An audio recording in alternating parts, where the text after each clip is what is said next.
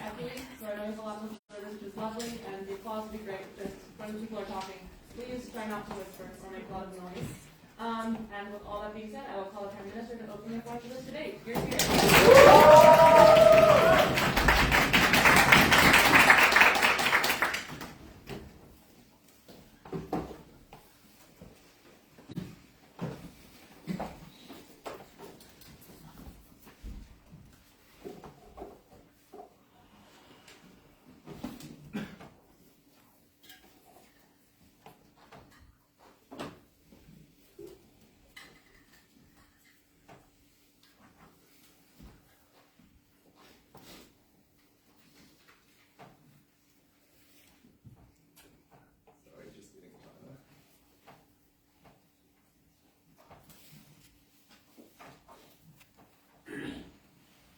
The stance of opening government is simple. This policy gives us a unique opportunity to take away all of the bad conditions attached to IMF loans in this debate. These are things like austerity measures, opening up your free markets and other firms to come in and outcompete your local firms, and those sorts of things.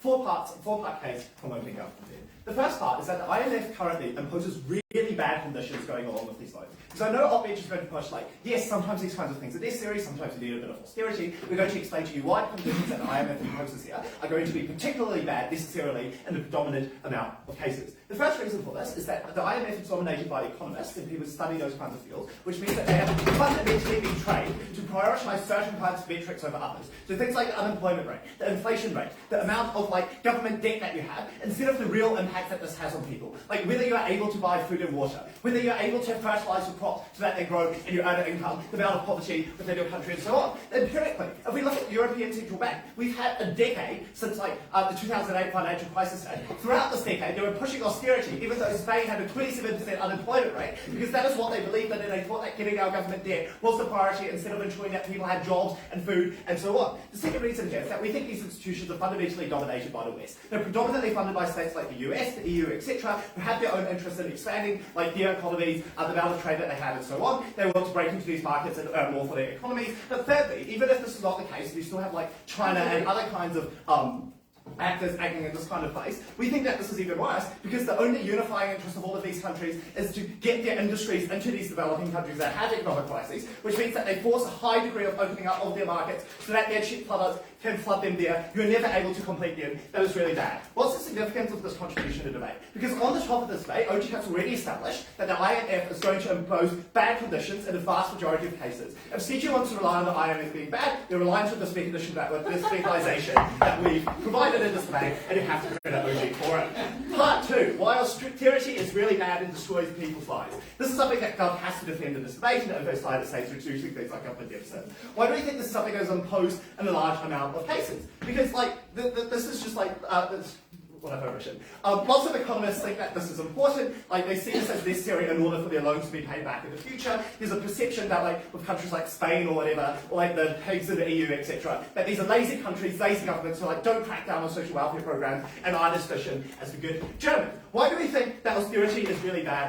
in these kinds of cases? I think it critically undermines government, especially when it comes to cases of economic crisis. Because when you have an economic crisis, you have a decrease in tax revenues because the economy isn't producing as much and you have a higher degree of unemployment. But also, via automatic stabilisers, you also have a higher degree of expenditures because you have to pay for more unemployment benefits, subsidies to benefit businesses, and so on, and all of those sort of things. At this most critical moment, where your tax revenues are going down and your expenditures are going up, when you impose austerity conditions, you mean that the state has to cut critical services that people rely on. These are things like fuel and food subsidies, as the info slide mentioned, meaning that people aren't necessarily able to afford their most basic needs, and we think that's horrible. And I think I think these are really important things to individuals. But also, if they talk about economic recovery, this is also so much worse for economic recovery, because when you start cutting services and government expenditure and confidence in the economy, and people aren't able necessarily to spend as much anymore, then that also impacts the ability at which your economy is able to recover going into the future and provide better lives for people. Part 3, why free markets and opening up is really, really bad. I think this is something that they have to stand behind in this debate, because the info slide says things like market-based economic policies, so things like free trade, reduction of tariffs, not allowing protectionism anymore, but also things like market-based interest rates, which means now your interest rates have to be set on the global market, and because you're in an economy in crisis, you're not as trustworthy,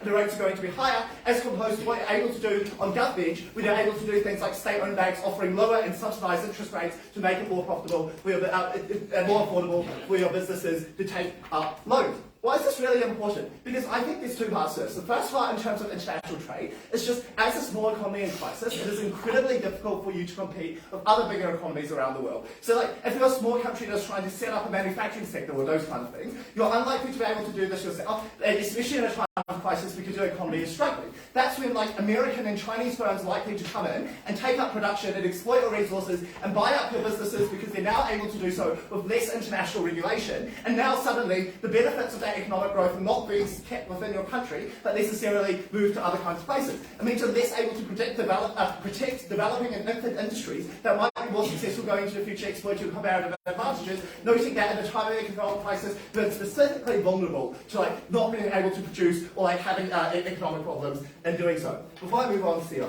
Yeah, many of these crises were inflationary. Why would inefficient inflationary expenditure on things like fuel subsidies do anything to avoid these crises? But I just don't think most of these economic crises are inflationary. Like, if we think back to COVID, the economic crisis was caused by, like, the fact that people weren't necessarily able to go to war.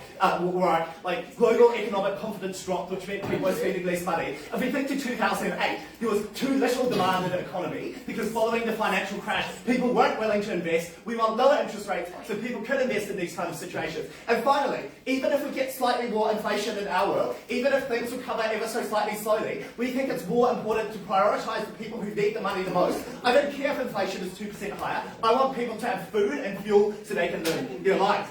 Part 4 then, why more countries are going to take these loans from the IMF instead of alternatives such as China that are necessarily going to be worse in this way. Notice that under the status quo, a lot of these conditions are quite unpopular. Things like austerity are unpopular because you have to cut government services like education, etc. And we've seen this in lots of situations. See how the political discourse in Greece is often about, we don't want more bailouts because that's going to make our economy worse, and we're not going to be able to pay for our social services anymore. What that means under status quo is that countries who look at these terms that IMF is offering them and see them as not very unfavourable, go instead to alternatives, primarily China, because it's the largest country that is able to offer large amounts of loans and money and those sorts of things, and also sees itself as having a role in this kind of action around the world. The change in this debate is that uniquely when the IMF doesn't impose all of these onerous conditions anymore, the IMF with no conditions becomes more attractive than China with some conditions. Right? And the reason why this is really important is because we just think China is an incredibly bad actor when it comes to this kind of thing. And imposes, like, yes, it doesn't necessarily impose, like, Western values onto you when it gives its kind of loans, but it imposes, like, things like political cooperation and ability for China to increase its influence in the area, uniquely because China does not make a distinction between economic and political policy. It sees the state as a unified whole that's furthering both its economic objectives overseas, but also its political objectives, which is why they, like, make you sign up to regional pacts that they've set up, or, like, allow their companies to build a port and then take it over as a military base, and those kinds of things. The IMF is a primarily economic institution with lots of other countries that are likely to check each other. I think we deliver much better lives for people, and we prevent countries from going to worse sources. Very proud to propose.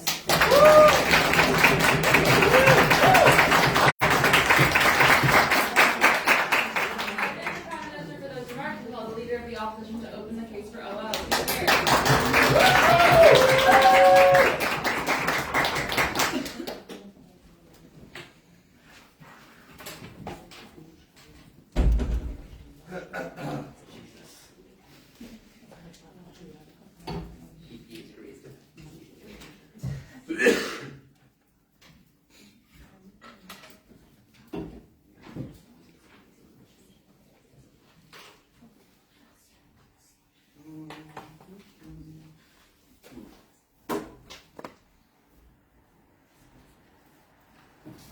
There were so many words in that previous speech with such little truth that it was actually quite staggering. Essentially, the characterization we get of the IMF is totally wrong. Obviously, the IMF increasingly is becoming an international institution that takes up its intake from a broad global base of factors. Yes, maybe they've gone to the West and studied there, but they're international. But also, I think obviously focusing on indicators about inflation and unemployment is a good thing, given that those are the primary determinants of economic success. Given that has been what has been agreed upon by the discipline as a whole. Look, I'm just going to be very basic in this speech. Firstly, characterising what these countries have done and why they've actually fucked up in the first place, likely due to implementing these policies. Secondly, why they're unlikely to reform on their side of the house. And then thirdly, why even if these policies and conditions achieve nothing, the very signalling in and of itself is a good thing. We're running the signalling case again, and it's going to be class. So, firstly, why these countries have achieved default on their side of the house? Because obviously the way the IMF works is it's a lender of last resort, right? Essentially, it doesn't fund development projects like things like the World Bank. Rather, it happens when a country is unable to pay back its debt. And there are a few reasons why this... Yeah, sure. Just to have a clean debate, this motion is about the specific policies implemented in this recent economic crisis. Previous policies by the IMF apply on both sides of the debate. Fine. Okay.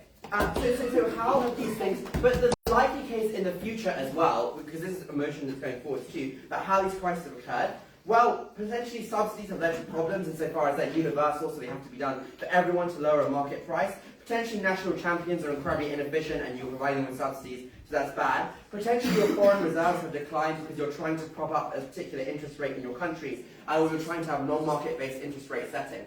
All of these things have led to these countries defaulting, and literally these are the likely case of default in the future going forward. So obviously it's very good for the IMF to then impose conditions that fix this. Now, the obvious question you're asking, here's where I move to the second point, is that if these policies are good, why wouldn't governments do them? I think the reasons are actually obvious. The first is that in some cases governments have electoral incentives, right? So obviously these policies might be somewhat unpopular. Yes, austerity in the short term perhaps is seen as something unpopular. Yes, maybe shifting to a market-based or cutting off subsidies, for example, will piss a lot of people off, particularly given that these countries have electoral incentives. Often they're unlikely or unwilling to bite the bullet to actually lead to long-term economic solvency. The other case that the IMF intervenes in are literal dictatorships have limited feedback mechanisms. These are also obviously incredibly harmful, given that given that they have limited degrees of knowledge, perhaps they don't have the best economists hired, they aren't able to solve these problems. So therefore, in either scenario, we say that basically the policies the government is going to pass are continually bad.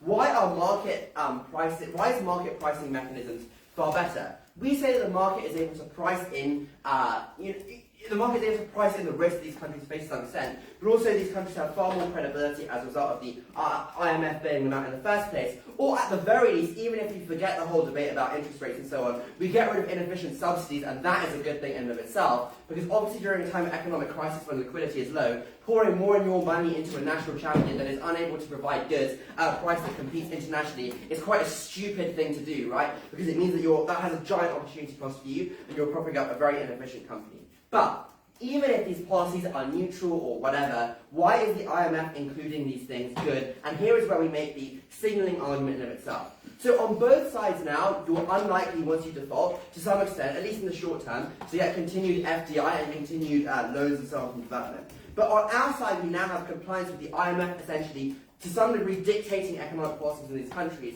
And we say this in and of itself is likely to lead to massive credibility within them, because the IMF is incredibly trusted. Oftentimes members of the IMF have worked in Western governments or whatever and so on, and have come back, so they are the market makers within this. They have a good degree of economic credibility on the ground. Even if the debate is going forward, yet the IMF has a credible record of past success. So for example, the Greek economy has actually been able to successfully recover after its bailout. Now, I want to be clear here about why the signal of the IMF determining this policy is good in and of itself. And, people might think that signals don't matter in economics, but actually here's why they're key. Imagine yourself sitting in the New York Stock Exchange where you have a limited set of information coming from these countries, and then you get the information the IMF has come in and been able to provide policies that these countries actually need. That in and of itself is likely to reassure you and be like, oh yeah, these guys are now on a path to credibility, and maybe it's worth funding them. And when they're able to comply with this in a 1 or 2 year period, that is when you get increasing degrees of the sorts of funding, so you're actually likely to get far better. Now, I want to here preempt the actual good government case in this debate, which is basically when you stand up and say that the IMF actually has more credibility, actually lends to less people, i.e. only lends to those countries which is sure are going to be able to reform on their side of the house and implement some of these policies, that it's more selective in its loans, rather than lending to people who might abandon it. The first thing is I think this is a knife for opening government, but also I think that if the IMF would give less loans on their side of the house, that's actually bad, because it means that more countries are cut off from IMF loans in general, and that's when they turn to problematic alternatives like China, which opening government themselves have argued is an incredibly bad thing. That happens more on their side of the house, it's a harm they need to buy. But thirdly and crucially, the IMF is like to overcorrect and not provide any funding at all. Actually, the reason is that there's always a risk of uncertainty now when you provide the loan, because there's no guarantee that they're going to follow these policies. And given that the IMF is to some degree risk averse, it's likely to stop on all of its lending in general. But even if the IMF is able to continue to give this loans, this is an even worse case for their side, because what ends up happening, therefore, is that the IMF eventually, in a second, runs out of money, therefore, because there's no guarantee these countries are going to actually remain on a path to growth. Yeah.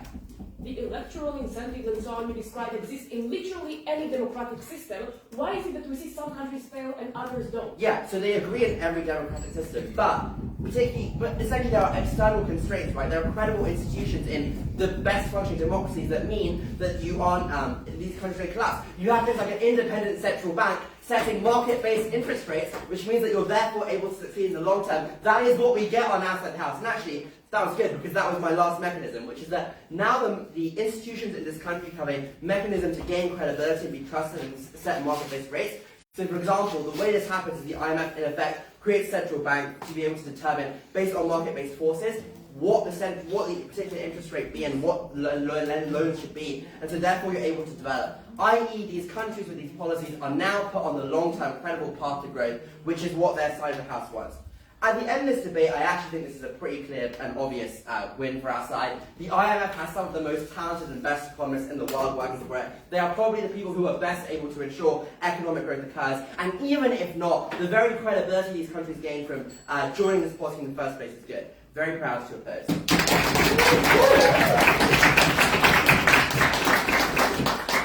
I thank the Leader of the Opposition for those remarks and call the Deputy Prime Minister to continue the case for OG.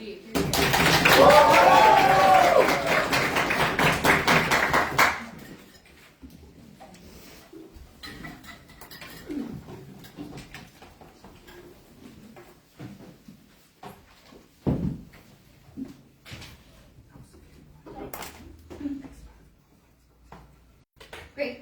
First, I'm going to frame what the IMF looks like, then I'll respond to OO, then I'll talk about why these conditions are really, really bad. So firstly, what does the IMF look like? They basically say the IMF is very international because it involves a lot of very educated people from around the world.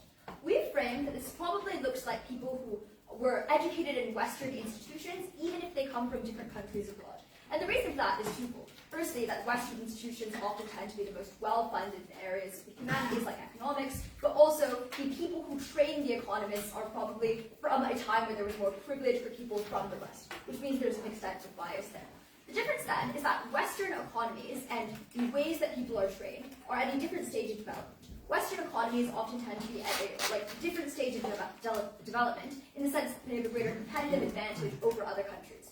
So while protectionism might be bad if you're someplace like the US, because you can export all of your stuff around the world, it might be good for a country that's comparatively at a lower stage of development, but you don't necessarily understand that if you've been trained with a certain frame of mind, that protectionism is bad.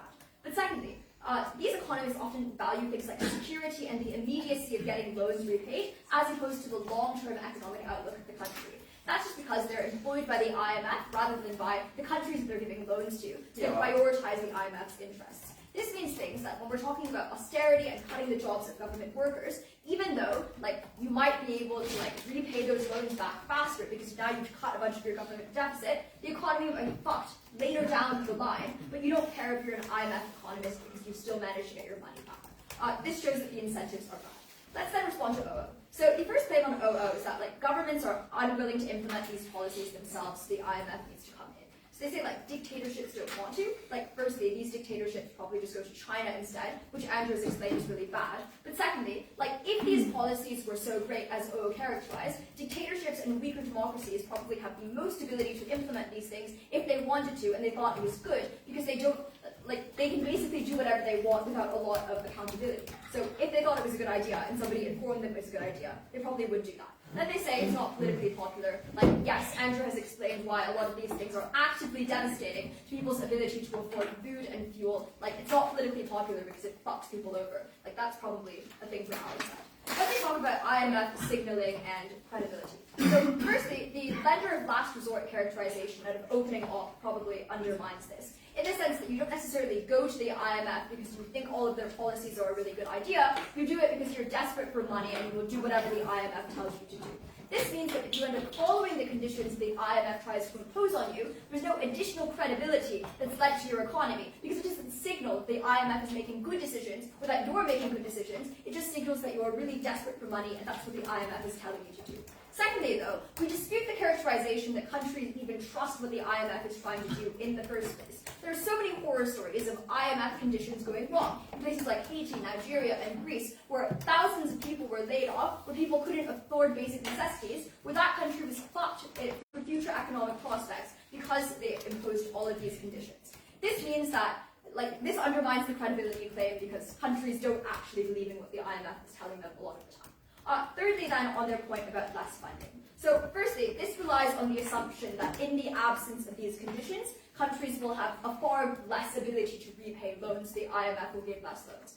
Andrew has explained how when you get rid of things like fuel subsidies, when you create things like mass unemployment in the country, that actually harms economic growth, which hinders your ability to repay loans, which means that, that point is undermined. But secondly, the IMF is still likely to give loans anyways for a variety of reasons, right? Firstly, there are quotas for how much countries have to contribute to the IMF. There's still that pool of money that you have to loan out. Secondly, if the IMF is seen as a lender of last resort and they don't lend to countries when they have no other options, then the IMF is going against its mandate and probably gets a lot of flack for that. Thirdly, the IMF can still make money and show success stories by lending to countries without these conditions, which means that it gains more from lending than from not lending, because if they don't lend, they don't get any money at all. Finally, the IMF can't risk people going to other lenders, and so it is more likely to just not impose these conditions than to stop lending to countries altogether, which means that we are still able to get loans. Sure. What happens when you lift fuel subsidies?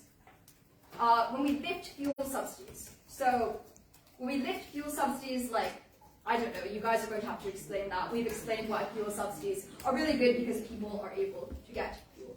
Let's then talk about why these conditions are very bad. So a couple of ideas that come from our side. Firstly, that austerity often harms the growth of your economy. So when you're trying to reduce government deficits by cutting a bunch of workers, people end up being unemployed, they buy less, later on this harms the growth of your economy. They respond here that this is, these crises are inflationary, this creates more inflation. Yes, but the immediate concern here is people getting fed, right? So if people cannot buy food because you've lifted all the fertilizer subsidies, that's definitely a more immediate concern than any kind of inflation that's going on. Secondly, Andrew explains to you why free markets are not the best for the developing world. So protectionism, while it might not be important for the West, is often super important for a lot of different areas around the world, because you need things like subsidies in the wake of rising prices. You need the ability to boost your exports by devaluing your currency so that other countries are more likely to buy your exports. You need things like the ability to manipulate interest rates independently of anything that a global central bank sets, because now you get people to spend and save more according to the individual needs of your country. The IMF imposing conditions on you gets rid of all of that, and it sets it according to what Western economists think is a good thing. Okay.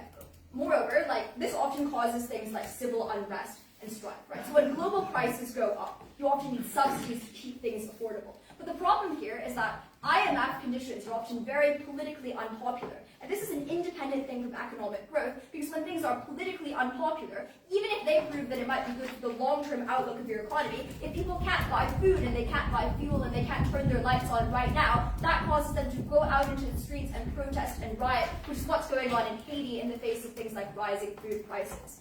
This means that oftentimes, even if they manage to prove that austerity might be good in the long run, it creates political strife now, which harms your country's ability to pay back loans. Because if people are going into the streets and rioting, they aren't doing things like going to their jobs, if this political strife happens, it harms the government's ability to actually push policies that help people. So it's an independent way for us to win the debate. We've proven, firstly, that the IMF is often biased and not in the interest of the developing world. We've proven that austerity and other conditions the IMF implements are bad, very bad.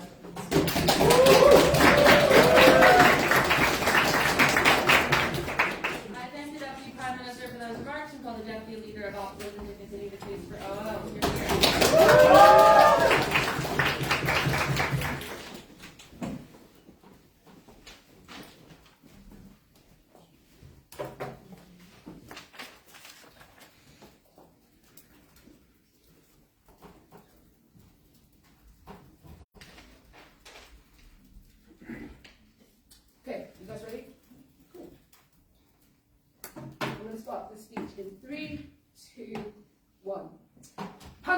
medicine isn't nice, but the medicine is necessary. Because when you have a problem, opening government's solution is to just chuck money at it until the money runs out. If governments run out of money, let the IMF chuck money at it. If the IMF runs out of money, oh well, we're fucked. Our solution was far simpler. Yes, it requires pain. Yes, it requires a decrease in living standards. But it avoids what Aniket told you about, a far worse situation where governments spend so much of their foreign reserves on trying to prop up their currency and trying to manipulate interest rates that they have no money left. And bear in mind, because these are developing countries, they do not have the wealth of capital reserve of the UK or the USA. They can't, as CG alluded to, just chuck money at it like all countries can do to prop up their currencies. That money will eventually run out. And crucially, what I'm going to prove in this speech is that comes at a direct trade-off of actually being on a sustainable path of growth, and that this is the best way to get them onto that path. So let's talk about that growth story. How do countries actually develop? On the face of it, it's actually quite simple. You just sell stuff, you build up foreign reserves, and you use those foreign reserves, like the dollars that you've been able to get, to buy knowledge and capital from abroad that allows you to develop high-income industries that can provide good jobs for your people. Why is it that the conditions, or the absence of those conditions, that prevent this from happening? I think Aniket conclusively proved that the path of least resistance for governments is not to follow these conditions. In fact, insofar as governments accept that these conditions are bad, they must support governments not fulfilling these conditions. But I think Aniket gives you a few structural reasons why they don't do it, such as the incentive to lower interest rates before an election so that you can get more economic growth, such as your incompetence relative to the IMF and your lack of understanding of markets and systems, such as the fact that you have political incentive not to put these policies in place in the first place. Why is this so damaging to getting on that growth that we talked about? Firstly, your foreign reserves aren't now being used to do things like buy that capital and to buy that knowledge from abroad, which would actually help you to develop. You're using it to try and artificially inflate and prop up your currency so that goods become cheaper in your country for a short period of time for that specific electorate at that point in time, fucking over the youth in the future. And crucially, what I would note here is that money is spent at the expense of your domestic industries because you're using it to prop up your currency and artificially make your currency more expensive so that goods abroad are cheaper, so that people in the here and now can have living standards, forgetting the fact that those people also need jobs now and in the future to be able to save and to be able to have a good life in the first place. But secondly, it is just it's like an opportunity cost on your budget. Because with things like fuel subsidies, I think Aniket is able to conclusively prove, and the DPM does not rebut this, why this costs a lot of money. You're literally manipulating your entire domestic market rate. That is, every single barrel of oil that is sold in your country, every single piece of fertilizer has a market price which you must be able to manipulate with the sheer volume of money that you're putting into this. That comes at a direct fiscal government trade-off of funding things that the World Bank and the IMF think are the best ways for development, which I think are uncontroversial, like, I don't know, funding schools, funding education, funding human capital development, which would make your country more attractive for investment, because if you have people who can do more productive things, then companies are more likely to invest in your country,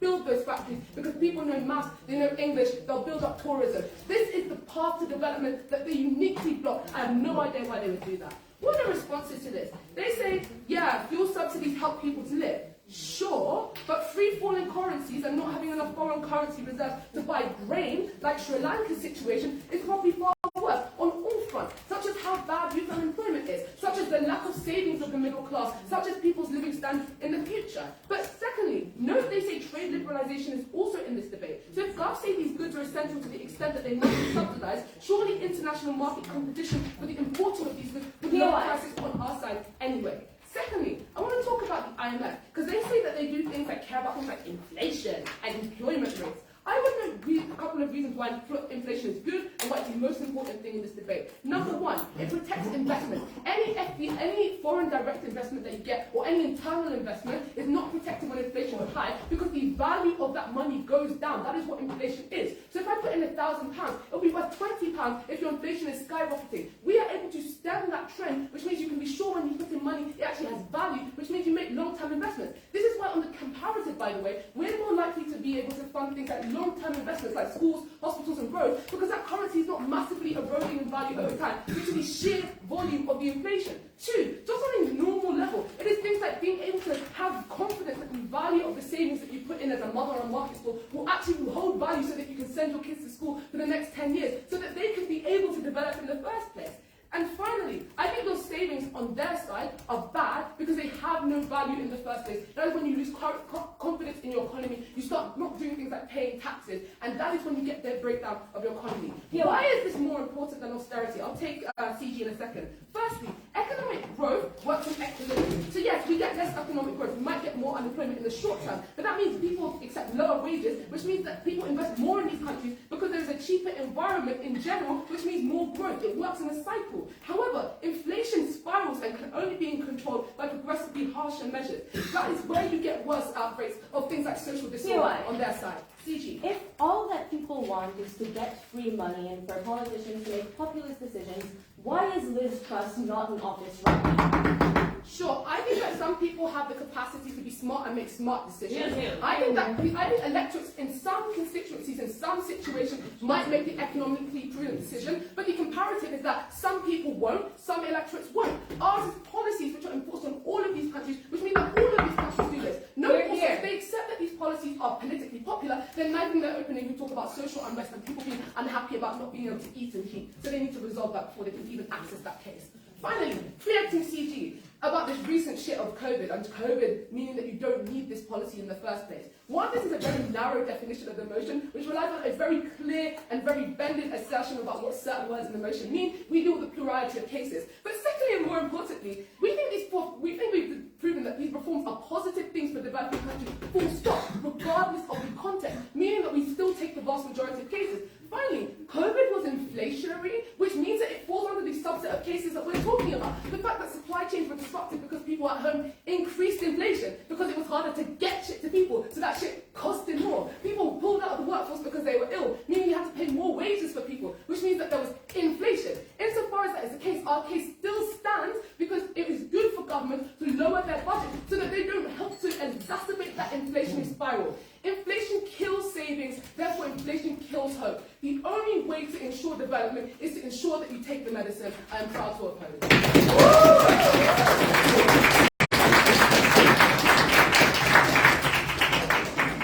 thank the Deputy Leader of Opposition for those remarks and call the government member to open the case for CG. Here's here.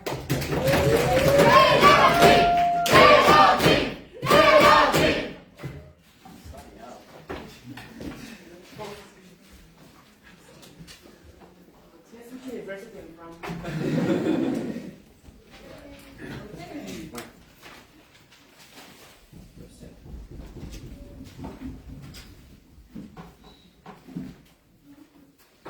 May I?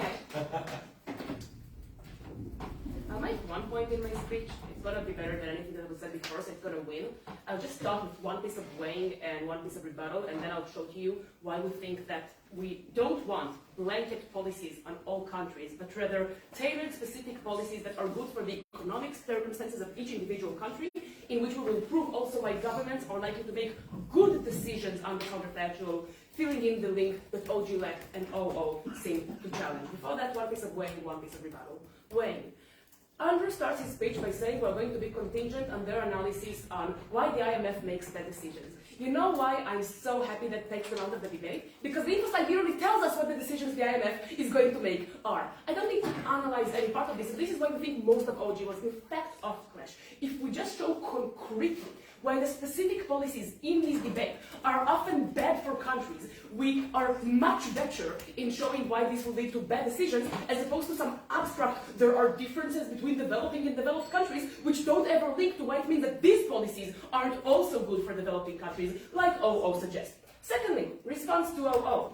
I want to point out, literally all of the OO material is contingent on one link, which is to say that governments are likely to make bad decisions, even when they know that it's bad. And I want to point out that they literally had just one reason for this being true, and that is electoral pressure. Governments are populist and they want to win more votes, even when it means giving people gifts. We come to in the POI and ask them, why did the British people vote out Liz Truss, who did give people gifts and was a populist and a bit of not very smart? We get the answer that some constituencies are smart and some constituencies are less. Putting aside that I don't personally think the British constituency is smarter than constituencies in developing countries, and we think many people can still see in their eyes when prices increase and there's an inflation, we have several reasons to think that specifically the populist case here is honestly quite good.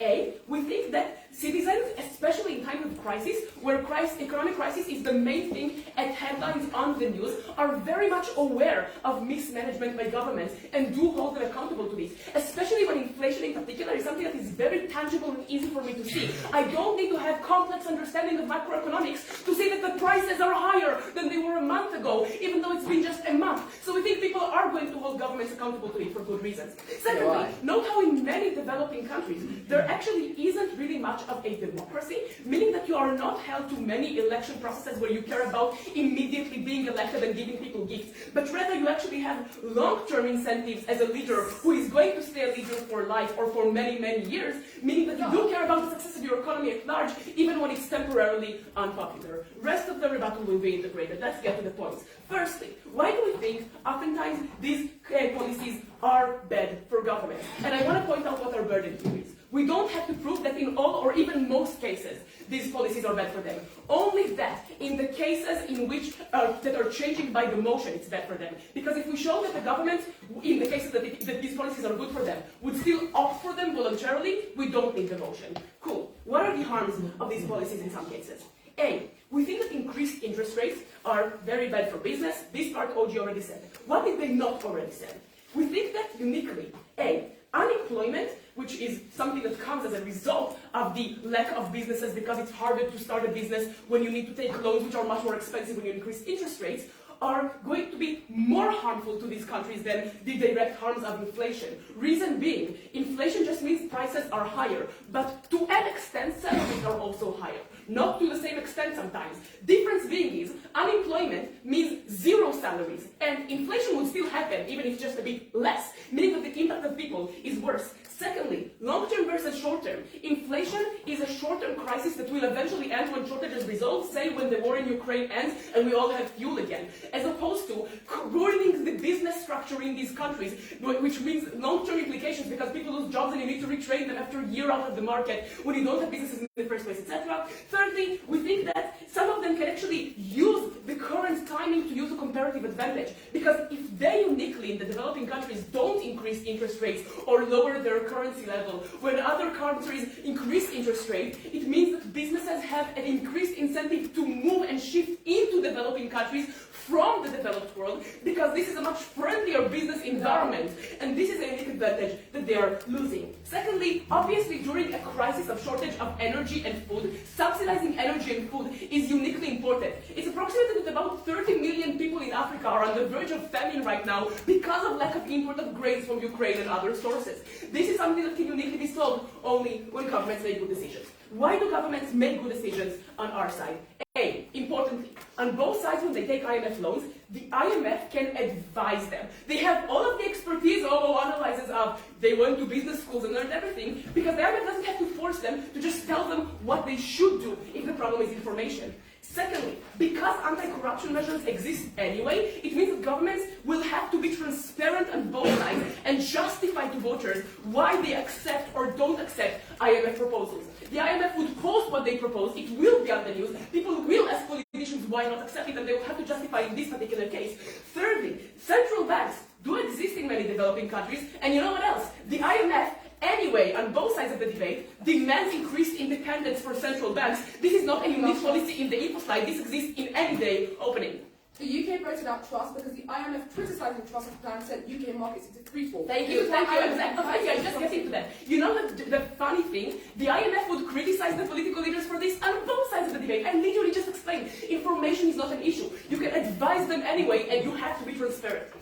Central banks also exist. Independence of central banks would be demanded anyway. Further, we think that A, it is in the direct interest of these governments to have a successful and economically flourishing population, not just a population that would immediately vote for them, for several reasons. A, to increase their relative power in the global arena, they want to attract businesses. They want to have economic growth. And this is something that gives them more power because later they take taxes that they can also give their elite friends and so on. So they do want people to overall be happy. But secondly, because they want in the long run to prevent unrest. It's not enough that people just immediately vote for you. If they're going to end up in mass protests, like happened several times in Venezuela, because people were very unhappy with being starving, this is something that is bad and uncomfortable for politicians. They need to send the military in. It is very bad for their functionality. This means that they, again, have an interest for good economic policies. They will listen to the IMF when it's good for them. But in the cases that it isn't, we shouldn't force it. Beg you to propose. Okay, I thank the government member for those remarks and call the opposition member to open the case for CO. Here.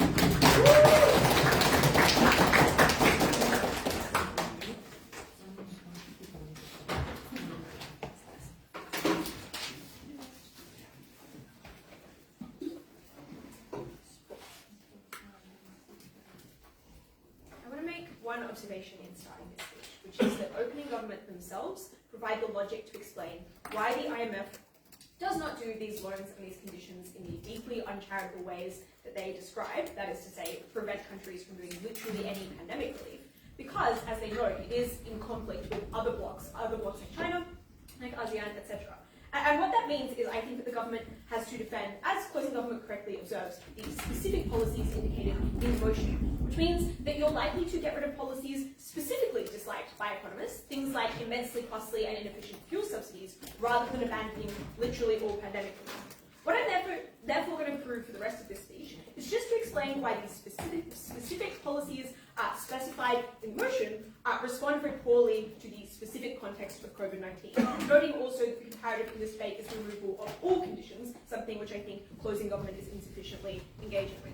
Alright, firstly then, why these policies deal with the COVID crisis, or I suppose why these countries deal with the COVID crisis poorly in the status quo. I want to note from the outset at this point that this explains, I think, better than opening opposition does, why these states make mistakes, because I think it's pretty fair for closing government to be like, well, why don't these states just make correct decisions about their own economies? But I think this material explains why what appears to be a correct short-term decision ends up prolonging inflationary crises in ways that is trivial. So firstly, what is the nature of the crisis these states are facing?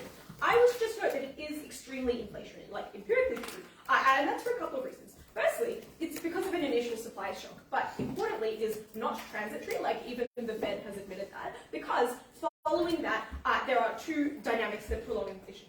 Firstly, inflationary policies from governments who overreact to the initial supply shock, flood the economy with money that then chases less productivity. And then secondly, reduced trade volumes and COVID, which means that there is less productivity to chase with all that new money. And I think that this responds somewhat to closing government, who I think rely a little bit too much on this inflation being transitory. You can't just wait it out. It's still going. And so I think that suggests that you need to engage with the specific context that we're engaging with. I would also note, I suppose, that this debate isn't just about one country. Like, there's a lot of countries who face inflationary crises. And that means I think you get things like a race to the bottom if they're controlling interest rates in order to attract corporations. You don't successfully attract companies to come do business in your country. You just have a below-efficient inflation rate. The second thing to say then is how the policies, like how these kind of policies, like fuel subsidies, like trying to artificially lower your inflation, your exchange interest rate, how that affects these specific countries. The first thing to say is I think you likely get into inflationary spirals. And that's to say that things like subsidies,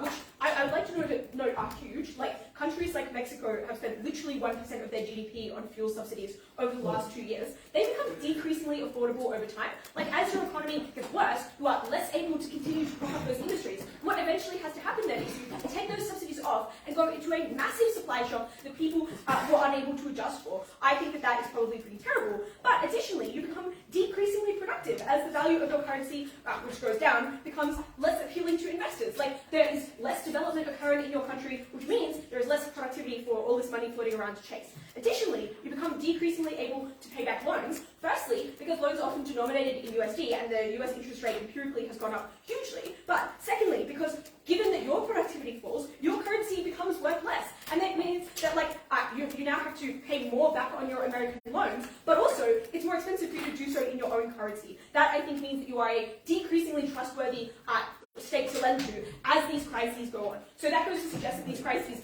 must be dealt with in the short run. It's not good enough to wait them out. They get worse over time. The second thing to say is that policies suggested by government are terrible in a number of ways. Firstly, they're hugely regressive and inefficient. Inflation, for instance, is terrible for poor people. I would note that a lot of poor people in developing countries are not hugely indebted because they have very little borrowing power, but they do have huge amounts of engagement with consumer markets, like they have to buy products, and when those prices go up uncontrollably, they are the first on the chopping block. They're also vulnerable to cost cutting. Their jobs are the first ones on the chopping block as well. Secondly, subsidies, etc., are deeply ineffective. They reward the people who consume, for instance, the most fuel. They're captured via windfalls by industry, like fuel companies just absorb those subsidies and do not pass them on to consumers, and as I've already explained, they're unsustainable. All of that means that these economies become incredibly unstable, and that is terrible for four reasons. Firstly, it means that trade relationships are less reliable. Secondly, it deters foreign direct investment because investors do not trust your economy to set up.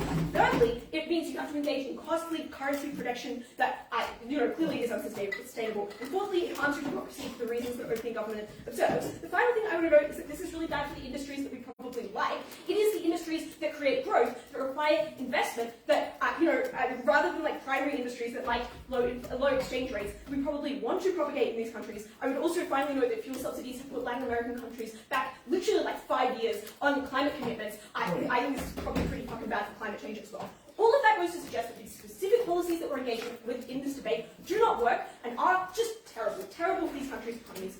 Before I move on to some stuff about corporate capture, I'm going to take over.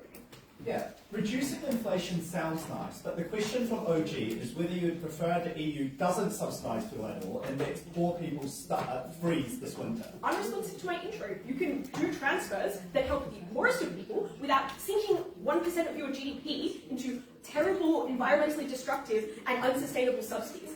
Come on. Alright, why then does this empower corporate capture in a really terrible way? And the claim here is really powerful because it explains why the policies they describe are likely to be done in bad and inequitable ways. But additionally, it explains why you actually don't go back to normal after the crisis clears because you undermine these governments in a structural sense. Firstly, where governments have the capacity to intervene to protect particular actors, for instance by artificially suppressing exchange rates, that creates huge dividends to corruption. Like it gives you as an oil company huge benefits if you can do corporate capture because that government is able to intervene on your behalf. If it's left up to the market, you simply straightforwardly cannot do this. So this is a government that structurally empowers corporate capture that worsens corruption. The second thing to say is that in times of crisis, governments have a seemingly rational incentive to prop up their largest industries, but note that entrenches those industries in the very governance of that country and makes it decreasingly hard to do things like roll back subsidies, even where they're incredibly unsustainable and inefficient. And thirdly, I just want to note that the argument I've made about how this de-incentivizes investment and de-incentivizes growth worsens the corporate capture. Like if it's the case that there is less, for instance, tech development because your currency's gone down the shitter and you're not considered a reliable country, that means your government is way more likely to prioritize industries like oil, industries like agriculture, which can then do corporate capture and prolong the very terrible economic conditions that I described. At the end of this speech, I think it's very clear that closing opposition is the only team that's actually engaged with the actual context that these loans have occurred in, the actual economic policies which these countries have embarked on. So proud of I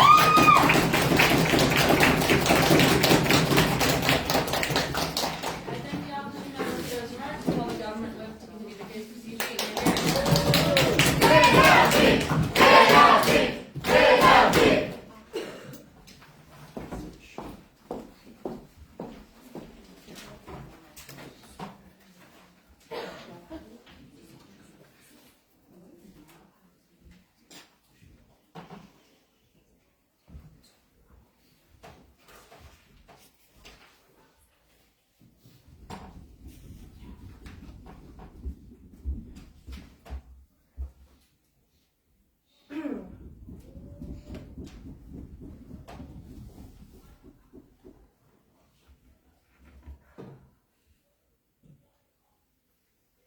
I'm going to start my speech in 3, 2, 1. Two things in this debate. Can governments make good economic policy and make good decisions for themselves? And second, where we take away the competitive advantage of these developing countries that need this money the most. First of all, I want to point out something about closing government. What closing government analyzed to you, closing opposition, okay, analyzed to you is why an economic crisis is really, really bad for poor people. Look, we genuinely agree with this take. I agree that inflation, and I agree that lack of productivity, and I agree that all of this is bad. The question is, on which side of the debate do we manage to mitigate it more? I think that what they don't engage with is that we showed you the ways that these countries have to get out of this crisis or to mitigate it by I'll tell you, by getting people to open more businesses in their country, by getting other investors in other countries to come into this country because of the comparative advantage of lower interest rates and the fact that the currency is currently lower, means that prices are going lower as well, meaning that they have to invest less to do things in this country, and to buy exports from these countries because they're buying them in a currency that's lower value. That's exactly when these countries have a comparative advantage and the ability to get money or to get their economy back on their feet that they wouldn't otherwise. Even if on their side what they do is have less subsidies for oil and gas, they never show why that is enough to get them out of this economic crisis in the long run. Maybe it mitigates some of the damage that's happening right now, but we're the only team to show you an active way out. Without analyzing this, their case just doesn't stand. And notice that I genuinely think this is new material if it comes out in WIP, right? Because I have no ability to engage with the actual mechanisms for how they're going to get things different on the way out. What they can try and do is weigh like less subsidies over like more companies, but I think that because companies and because exports give you an immediate impact on people's lives because it gives them salaries and it gives the government more money in order to be able to do more things with immediately because of the exports and companies that are coming in, we think that the direct impact on people's lives is so much larger than maybe somewhere down the line less subsidies bringing benefit. Let's get into it now. Why do we think that governments are able to decide what their economic policy is? What happens on top half? Top half basically says sometimes these policies are good, sometimes these policies are bad. Opening government gives you several reasons why these policies could be good. Opening opposition gives you several reasons why these policies could be bad. Or the opposite, I don't know, okay? What opening opposition then tries to do is say that governments are not going to make these decisions because it's unpopular. I think if I take that down, what does this do to the debate? In the cases where it's good policy, we think it's going to happen on either side of the debate, but what changes is whether we're forcing it upon countries when it's also bad. The reason they gave for this is populism and the fact that like it's the path of least resistance and people don't know what they're doing. How do we answer this? First of all, their political reasons or incentives that they give are true for a normal political situation and not for economic crisis. We think that when there's an economic crisis, that's exactly when people want to see change. They want to understand what the government is going to do in order to fix this economic crisis right now. We think that is the point where people do think long-term and understand long-term implications because these discussions are being had about how to leave the economic crisis. And discussions about inflation and discussions about interest rates is exactly when this kind of things happen, so people know it more. But also, they're more likely to listen to what the IMF is telling them to do in its advice, because if they don't know what they're going to default to expertise, is default to people they think might do a better job than their government. So people are going to be supportive of what the IMF wants to do. This means that all of the benefits on ops side happen in the cases they want it to happen. The times it doesn't happen is when, the times where it would cause harm is where it doesn't happen on our side. Notice that all of these reasons engage significantly better than just the reason that opening government gave you, where it might be good policy and they can do it whatever they want, significantly better than what opening government did with opening opposition. So note that, and also last thing, note that the comparative on both sides is money, right? On both sides, they get money. The question is what they do with that money, and on our side, we give them the ability to do what's best for their country. So, why do we take away the comparative advantage? What do opening government tell you? Opening government talk to you about basic needs and the government's ability to subsidize important things for the people.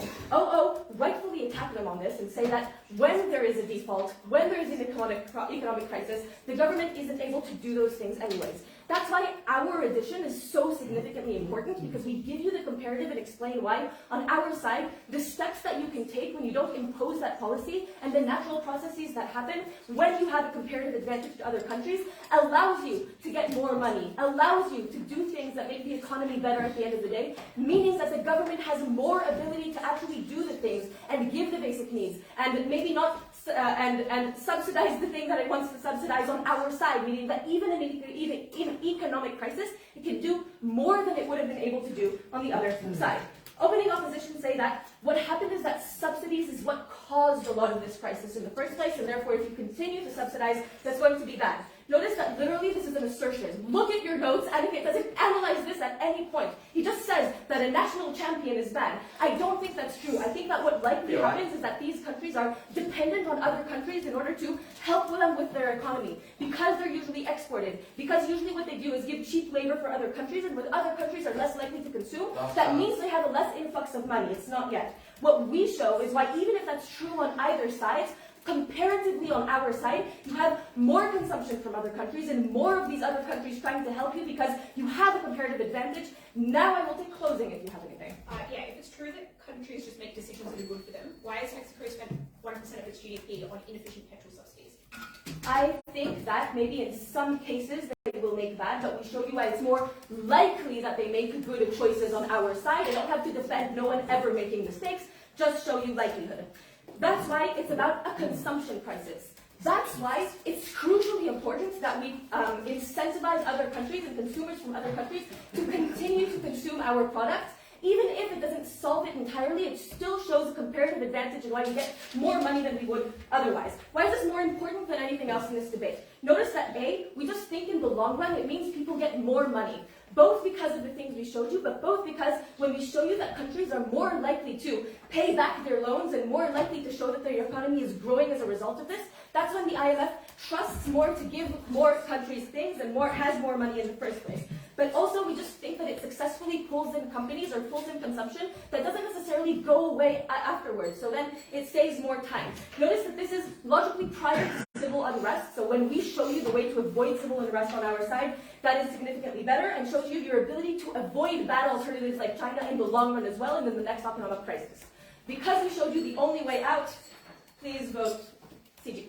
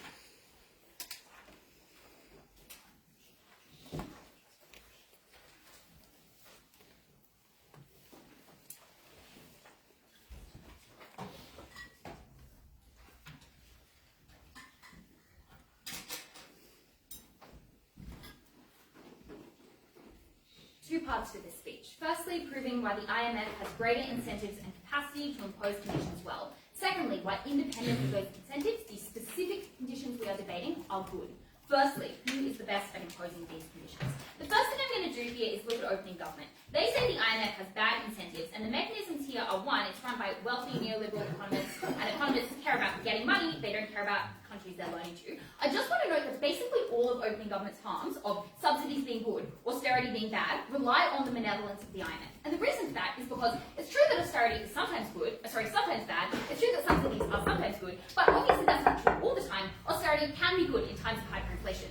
Subsidies often, as we explained to No Response at Ellie, support zombie industries, stifle growth and commit cronyism. That is bad. The question is then, is the IMF able to impose these conditions prudently where they are necessary? Ellie gives a reason of competition, which is conceded by opening government, that if China is supporting these states, clearly the IMF has an incentive to make loans good. I'll give additional 4 reasons. The first is that the structure of the IMF is democratic, which is to say all states have a say. It is not just majoritarily controlled by the US. But secondly, other blocks exist like ASEAN, so states can pull out of the IMF, people know that. Thirdly, the IMF just improves through time on the basis of things like governmental or domestic pressure, on the basis of history and data that it can learn from. Look at the way that, for instance, scheme for heavily indebted poor countries changed from being pretty punitive in 1996 to way less punitive in 2006, giving Zambia like $4 billion bailouts on the basis of that data, on the basis of that domestic pressure. Fifthly, I just thought that the IMF has way more capacity to collect information than other actors do. That is why the opening government claim absolutely falls out. We then get the flip side of this from closing government, who say, well, actually, here are some reasons why domestic governments are good. The first observation I want to make here is that this debate occurs for countries which make mistakes. We're not dealing about the average domestic government. We're dealing about the domestic government who is coming to the IMF because they are in an inflationary crisis. What do they say? They say, yes, they're accountable. Sit down. Because citizens, sorry, that was so rude. Because citizens are aware of governmental, are aware of governmental mismanagement and inflation is tangible. I'm so sorry. The first reason for this is because, the first reason this argument falls through is that people do feel economic hardship. They're right that inflation is tangible, but they don't explain why that means people have the specific information about particular policies or government decisions that would reduce that inflation, right? I think it's more likely in the worst case that people just don't have economic answers, they turn to populism, they vilify racial minorities as being the cause of their economic grievance, or, more generously, people just demand hugely inflationary subsidies that, yes, are good in terms of giving them a bit of money, but massively worsen inflation over time. Secondly, often you're unable to hold non-democratic or imperfectly democratic governments to account, right? Elections don't work perfectly in many of these states. Thirdly, even in perfectly democratic states, elections occur every 4 years. Some people are 1 in 2 voters. Incredibly unclear that you have that kind of power. The second claim they make is, well, governments themselves want growth and they want to prevent unrest. The first thing I note is that short-term growth obviously can be profitable for the government in power, or getting money from a corporation, for instance, helps you. Unclear that that's good for your economy overall. But secondly, I just know that empirically, governments have been bad at doing this. Note the observation at the top of this issue. And that's not necessarily because those governments are stupid or evil. It's because managing inflation is really hard. Like, the economic decisions there are really difficult. It's important we outsource it to the IMF, who has way better capacity, way better information. I note that there's often short-term political pressure to do inflationary transfers in ways that is very, very bad. And you can obviously, if you're a state that requires this to prevent the uprising of your people, prevent unrest in other more pernicious ways. But the final thing is that our extension clearly responds to this, right? Because we explain why corporate capture is far, far worse, and that is the reason why even maybe initially good governments are worsened by the existence of these kind of subsidies that prop up these sorts of zombie industries that allow them to capture corporations. So that absolutely falls through. I just want to note the importance of this rebuttal. Clearly gets us over opening opposition. We say, well, bad austerity is worth the trade-off in development. We say you don't have to do that trade-off, right? Because the IMF imposes conditions well. Secondly, clearly rebuts closing government's claim, flips that issue. The final thing closing government says is they're like, well, the IMF can just advise countries. Clearly huge difference in scale. We would rather actually have good policies imposed. But secondly, if the IMF is so malevolent as their opening suggests, unclearly will advise these countries if they're not taking your loans. Second part of this speech then, the specific conditions being debated are good. Before that, yeah. Op-bench needs countries to take nasty IMF medicine. If IMF conditions are so good, why do countries reject them or go to China? I just don't think it's true that, the response clearly is that governments sometimes have bad incentives, so they don't always want to take the loans. We think the loans are actively good for citizens, right? Like, that's the claim being made. So, but also, I would just contest that countries hate the IMF as much as you're suggesting for all the reasons I've already given. So, what are the specific policies we're dealing with? We explain very clearly and with a huge amount of analytical depth at Ellie that IMF conditions give developing states a path out of the COVID crisis, which is necessarily inflationary, that their side makes inflation worse, and it just has a whole other range of harms. Things like fuel subsidies, massively worsening conditions of climate change. That is obviously terrible. What responses do we get to this? Firstly, closing government is like, well, you guys have no alternative.